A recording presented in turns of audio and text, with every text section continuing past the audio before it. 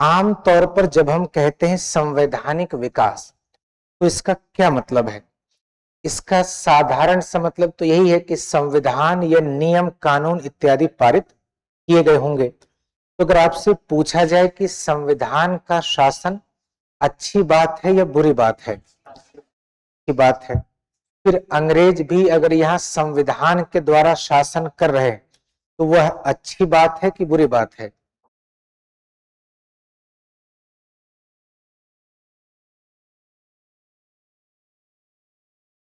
ठीक बात है। यानी केवल संविधान का होना ही पर्याप्त नहीं है, वह संविधान किसके पक्ष में हो?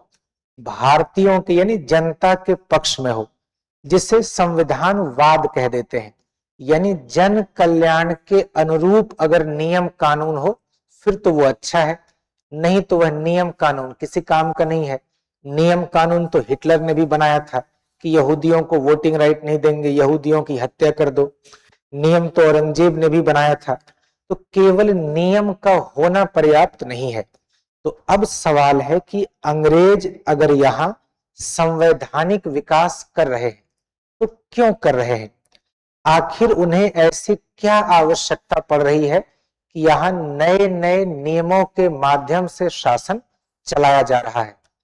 इसमें आप पाएंगे कि मूल रूप से भारत में संवैधानिक विकास के दो फेज हैं। एक 1813 तक चला है, 73 से लेकर, और दूसरा आप पाएंगे 1813 के बाद चलेगा। या अगर और ठीक से कहें तो जो दो फेज है वह मूलतः प्रारंभ से लेकर 1858 तक चला है, और जो दूसरा चरण है वो 1858 के बाद चला है। यानी कुछ निश्चित उद्देश्य हैं, उन्हीं निश्चित उद्देश्यों की पूर्ति के लिए यहां क्या किया जा रहा है? संवैधानिक सुधार किया जा रहा है। तो पहले यही समझते हैं। एक बार जैसे ही आप ये समझ लेंगे कि यह सुधार हो क्यों रहा है, फिर किसी भी कानून को समझने में केवल आपको इतना ध्यान रखना है कि प्रावधान उसके तहत क्या किए गए, उसके कंसेप्ट को लेकर कोई समस्या नहीं होगी। एक तो ये। दूसरा, आप कई तरह के कानूनों के नाम सुनते हैं कि कभी रेगुलेटिंग एक्ट पारित किया गया, कभी पिट्स इंडिया एक्ट पारित किया गया। तो इसका क्या मतलब है? तो देखिए, रेगुलेटिंग एक्ट का मतलब है रेगुलेट करना। मतलब क्या होता है? जैसे गैस चूल्हे में रेगुलेटर लगा होता है, उसका क्या काम है? कि ऊष्मा को कम करना है, ज्यादा करना है, यानी रेगुलेट करने की शक्ति। तो किसी और को कंट्रोल करने की शक्ति को ही कहा जाता है रेगुलेशन। तो जब, और ये सारे कानून बनते कहां से हैं? इंग्लैंड की संसद से। संसद से बन रहे हैं भारत के लिए। तो आपको पता ही है कि जब भारत को जीता गया या शासन लागू किया गया तो किसने ऐसा काम किया है? ईस्ट इंडिया कंपनी ने। तो ईस्ट इंडिया कंपनी के प्रशासन को रेगुलेट करने के लिए जब पहली बार कानून बनाया गया तो उसका नाम रख दिया गया रेगुलेटिंग एक्ट, क्योंकि उसका पर्पस ही है कंपनी के शासन को विनियमित करना, नियम कानून में बांधना। तो ऐसा कहा। ऐसे ही एक एक्ट आया, Pitt's India act. Pitt's India act को क्यों कहते हैं? पीट कर बनाया गया था। फिर सुधार तो किया, लेकिन हम तो समझ रहे हैं उसका नाम क्यों है पिट्स इंडिया एक्ट? नाम है उसका, प्रधानमंत्री है विलियम पिट। तो विलियम पिट के नाम पर इसका नाम है पिट्स इंडिया एक्ट। वैसे ही आप सुनेंगे चार्टर एक्ट है। चार्टर एक्ट आमतौर पर 20 वर्षों के लिए दिए जाते थे। चार्टर का मतलब क्या है? नियम कानून। जैसे आप सिटीजन चार्टर देखते होंगे आजकल लागू होता है। तो चार्टर का मतलब है एक ऐसा अधिकार पत्र जिसमें किस तरह से और कब तक शासन करेंगे ये सारी चीजें लिखी होती थी। और चूंकि यह एक निश्चित अवधि के लिए दिया जा रहा है तो रिन्यूअल पासपोर्ट की तरह है कि 20 वर्षों के बाद पुनः फिर कोई चार्टर इन्हें दिया जाएगा। तो ऐसे कानून को कहा गया चार्टर एक्ट। फिर एक कानून आपको दिखेगा जिसे कहते हैं council of India act. Council का मतलब होता है कुछ लोगों का समूह, परिषद। तो जब भारतीयों का दबाव बढ़ेगा तब आप पाएंगे कि नियम कानून बनाने के लिए एक परिषद का गठन कर दिया जाएगा, जिसमें धीरे धीरे भारतीयों की हिस्सेदारी बढ़ती जाएगी। ये जो विधानमंडल में प्रवेश का पूरा आंदोलन हमने पढ़ा था, वह दरअसल इसी काउंसिल में प्रवेश का आंदोलन है, जो शुरू तो होगा 6 से 12 मेंबर के बीच से, लेकिन बाद में इसकी संख्या बढ़कर 300 के पार चली जाएगी और 2 सदनों वाली संस्था बन जाएगी। तो जब काउंसिल को आधार बनाकर कानून बनाए जाएंगे तो उस कानून को कहा गया काउंसिल एक्ट, परिषद अधिनियम। और फिर एक गवर्नमेंट ऑफ इंडिया एक्ट है, यानी जब पूरे भारत को आधार बनाकर कानून बनाया गया तो उसका नाम सामान्य रूप से रख दिया गया गवर्नमेंट ऑफ इंडिया एक्ट। इसके अलावा कुछ अधिकारियों के नाम पर भी कानून बने हैं, जैसे Morley Minto Act, Montagu Chelmsford सुधार। इसमें जो पहला जिसका नाम होगा वो भारत सचिव होगा, दूसरा जिसका नाम होगा वो वायसराय होगा। तो ऐसे ही कानून बनाए गए हैं। तो अब देखते हैं कि ब्रिटिश भारत में संवैधानिक विकास क्यों हुआ है या किस रूप में हुआ है। तो इसके 2 चरण आपको दिखेंगे।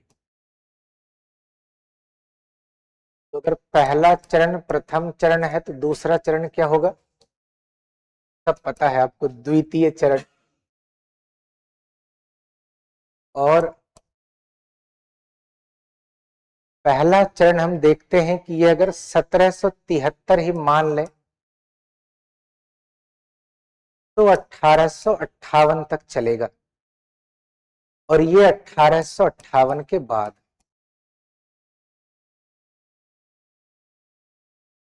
यह भी जैसे इंग्लैंड या भारत में कोई भी नीति मूल रूप से औपनिवेशिक ढांचे में तय होती थी, वैसे ही संवैधानिक विकास भी कहां तय होगा, औपनिवेशिक ढांचे में ही तय होगा। जैसे जैसे उपनिवेशवाद का उद्देश्य बदलेगा वैसे वैसे आप पाएंगे यहां कानून व्यवस्था में भी परिवर्तन देखने को मिलेगा। पहला चरण जो है यह मूलतः अंग्रेजों का आंतरिक संघर्ष है।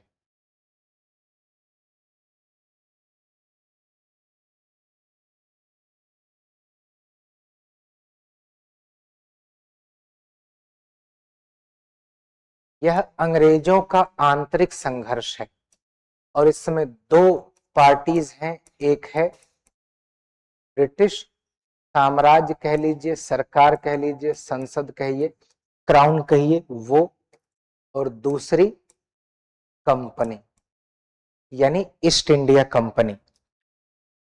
मूल रूप से इन्हीं के बीच तनाव होगा। अब क्या तनाव है उसे देखिए।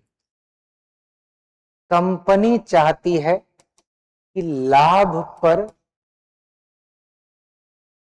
पूर्ण अधिकार, ईस्ट इंडिया कंपनी को लग रहा है कि भारत को जीता हमने है तो भारत से जो भी लाभ प्राप्त हो वह केवल किसका हो, कंपनी का हो। लेकिन साम्राज्य के ऊपर कई तरह का दबाव है। जैसे किन लोगों का दबाव है, तो आम लोगों का दबाव है। मैंगो पीपल किन्हें कहते हैं, आम लोग कौन है, क्यों कहा जाता होगा आम लोग, कटहल लोग क्यों नहीं कहते, आम क्यों कहते, सोचे कभी आपने।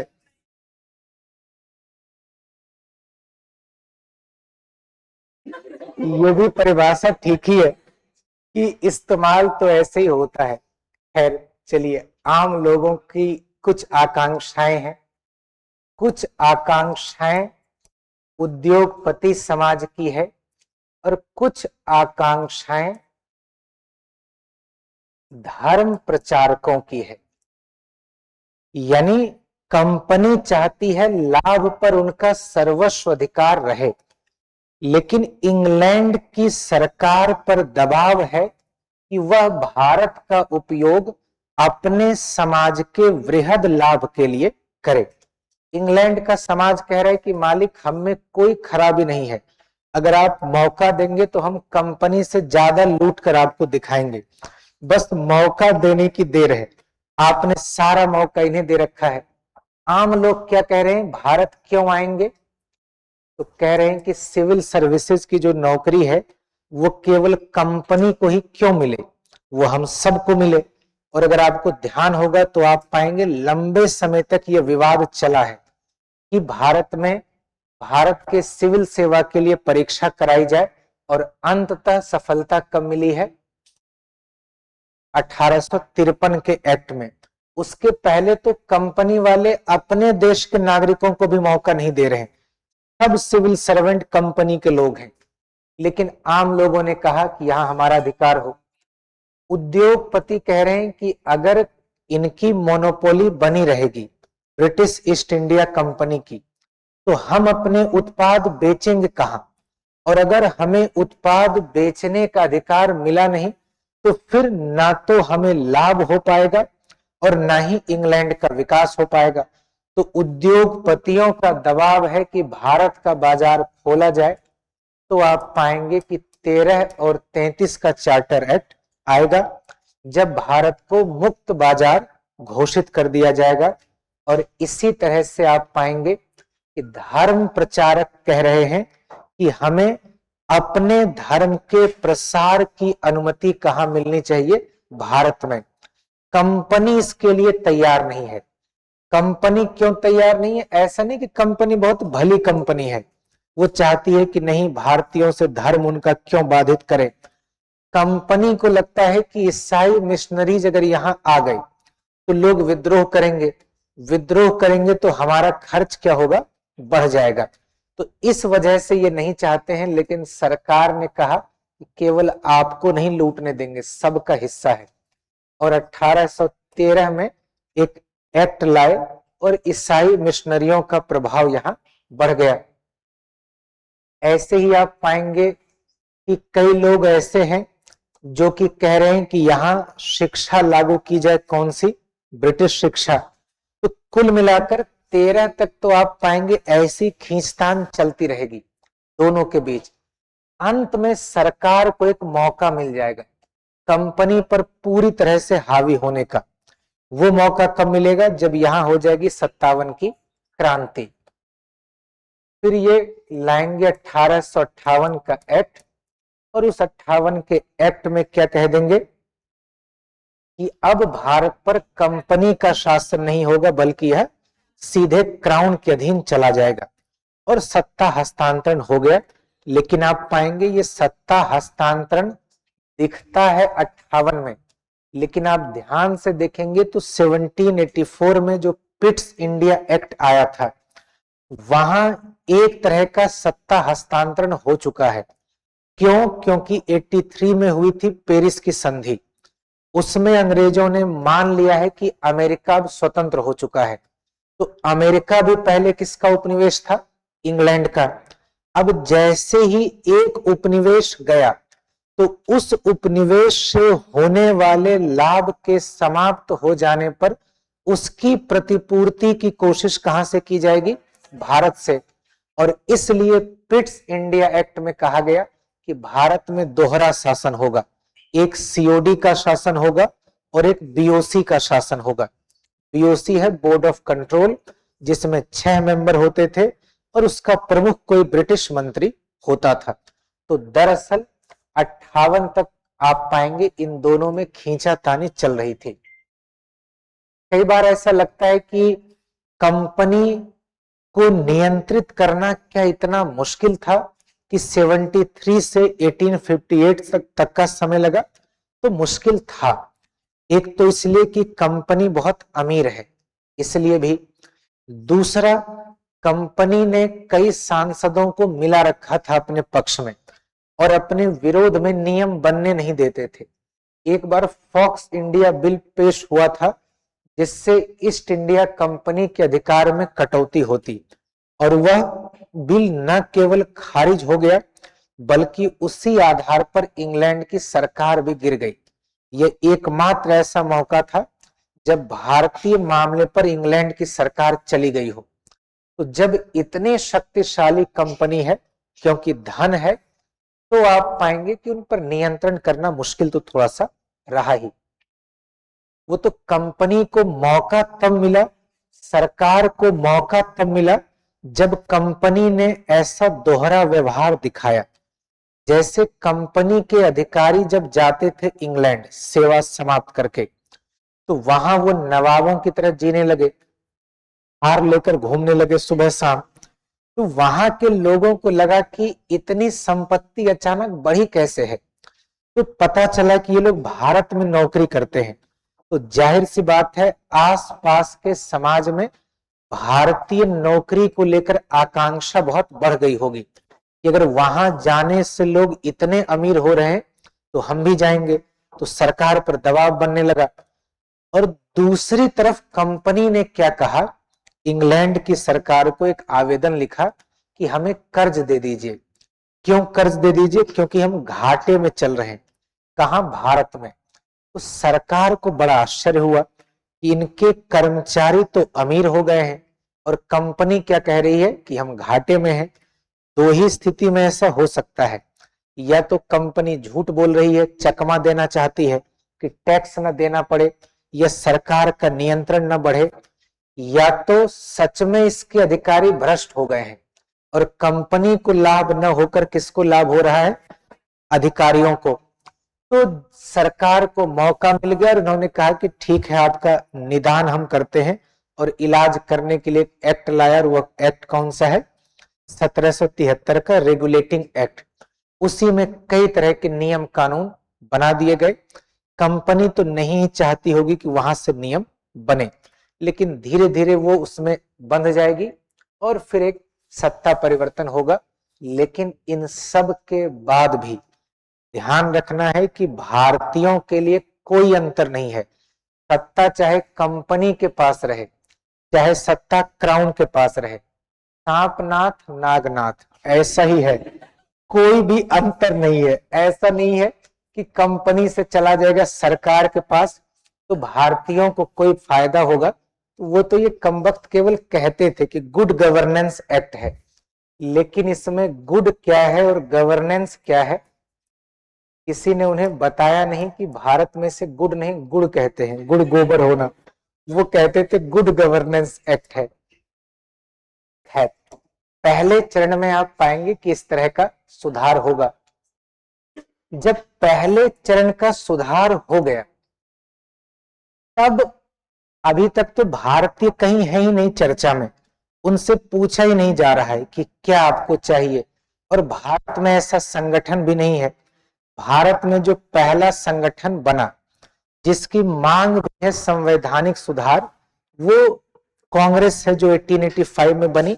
लेकिन उसके पहले मध्यवर्गीय लोग सिविल सेवा को लेकर आंदोलन चलाते थे कि हमें उसमें मौका मिलना चाहिए। तो 58 के बाद आप पाएंगे कि भारत को थोड़ा बहुत मौका दिया जाएगा।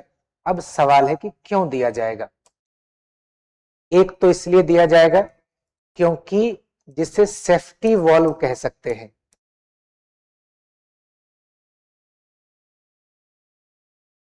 सेफ्टी वॉल्व का मतलब है कि अगर आप भारतीयों को थोड़ा भी प्रशासन में शामिल नहीं करेंगे तो भारतीय पूरी तरह से असंतुष्ट हो जाएंगे। पूरी तरह से अगर असंतुष्ट हो गए, खून में अगर उबाल बढ़ ही गया ज्यादा, तो क्रांति का होना क्या है? तय है। तो खून के उबाल को थोड़ा सा ठंडा करने के लिए क्या है? कह दिया कि आपको भी सत्ता में हिस्सेदारी दी जाएगी। तो सत्ता में हिस्सेदारी का लालच इनको दिया गया और जो उच्च वर्ग है, उच्च वर्ग ने इससे थोड़ा बहुत प्राप्त कर भी लिया। तो एक संवैधानिक सुधार इस वजह से भी ये कर रहे हैं कि भारतीयों को इसमें शामिल करें सेफ्टी वॉल्व के रूप में। इसी के विस्तार के रूप में देखें तो अगर यहां संवैधानिक सुधार किया जाएगा तो जाहिर सी बात है कि अंग्रेजों को एक समर्थक वर्ग प्राप्त हो जाएगा और इससे साम्राज्य की रक्षा हो सकेगी।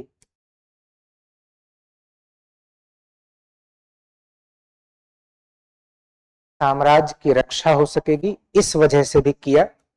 इसके अलावा कई लोग कहते हैं कि उपनिवेशवाद को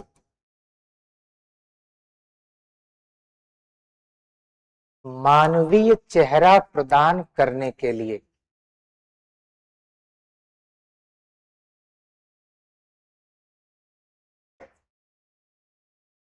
मानवीय चेहरा कैसा होता है?